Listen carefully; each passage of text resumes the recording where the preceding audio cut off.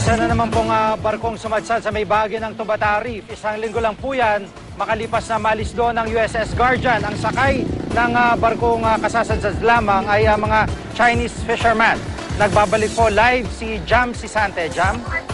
Yes, Jiggy, dadalhin sa Puerto Princesa, Palawan ang 12 Chinese na mangingisda na sakay ng fishing boat na sumadsad kagabi sa Tubataha Reef ayon sa Tubataha Management Office.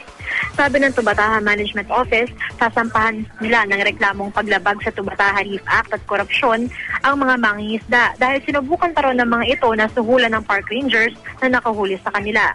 Ayon naman kay Commander Armand Balido, tagapagsalita ng Philippine Coast Guard, kaninang umaga pa lang ay nandun na sa pinangyarihan ng insidente ang Coast Guard vessel na BRP Romblon para bantayan ang sitwasyon. Handa raw ang Coast Guard na samahan ng mga Chinese fishermen papunta sa Puerto Princesa.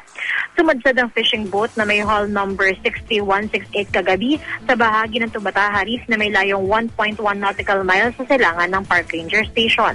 Ang Chinese Embassy naman sa Pilipinas nangangalap pa rin daw na impormasyon ukol sa insidente. Jackie?